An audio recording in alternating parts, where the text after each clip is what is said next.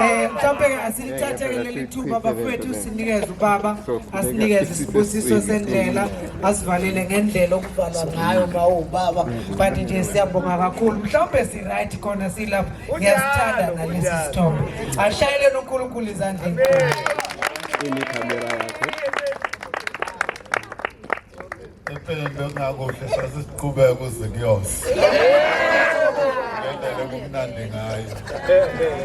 ngibonga ke ukuthi ke nginikwe ithuba lokuthi ngimele kuNkulunkulu uma ngabe ngithatha ileli thuba ngicela ukuthi usuyenzile ivote of thanks Mavundla kodwa ke awubongwanga wena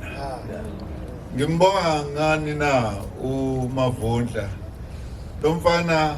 enkonzweni sinaye sesimbone nje ephithizela ngoba sisamnika nemisebenzi emihle nje futhi lapha enkonzweni ukubona ikhono lakhe sengimbonile kuMavundla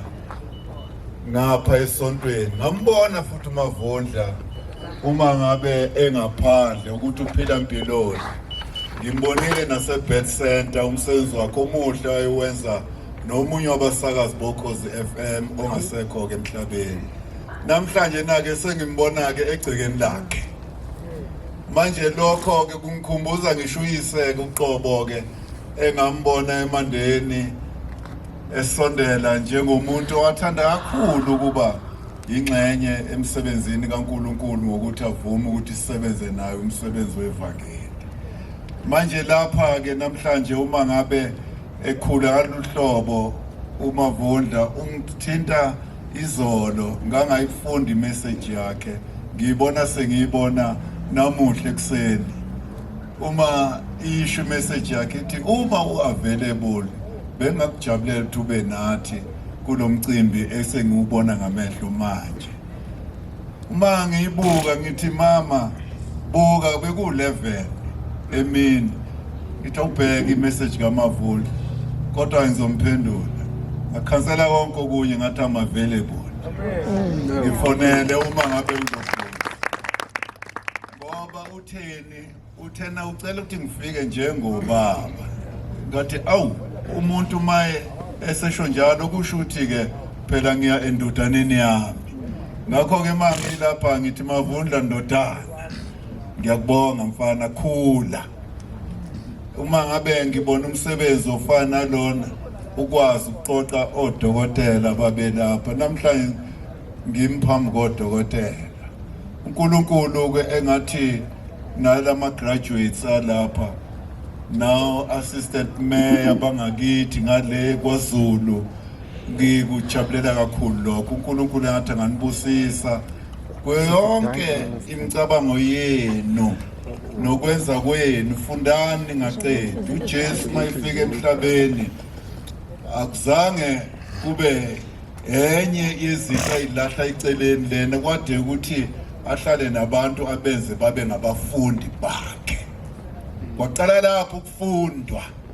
wabafundisa indlela ukuthi bawokwenza kanjani ukuze ngelinye ilanga bayithole sebesizulwini bafunda abantu manje na uma nifunda kukhulu okuyonehlela ngoba kusasa abaholi bawovela khona la imisebenzi abangasebenzi bazayithola manje imisebenzi Dankie baba lokho kuphiwa uNkulunkulu ke abangasebenzi bazosebenza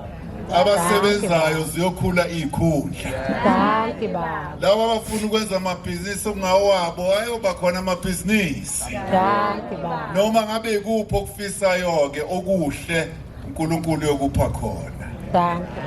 asithandazeni uNkulunkulu menzi wezinto zonke baba olungileyo namba abantwana bakho sebezophindela emakhaya ngokwehlukana kwabo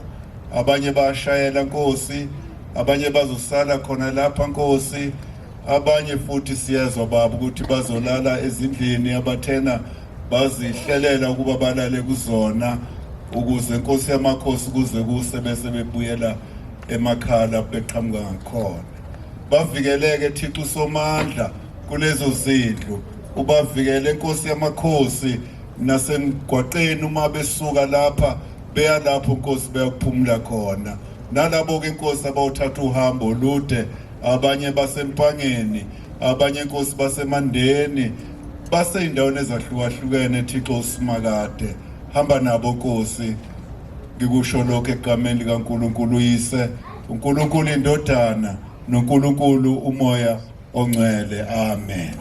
Umusa weNkosi yethu Jesu Kristu, uthando lukaNkulunkulu uBaba, ukuhlala ubudlelwano bekaMoya Ongcwele makuphume nani kunigcine nonke ngabanye manje kuze kube phakade. Amen. Ngiyanibonga kakhulu, nambe kahle.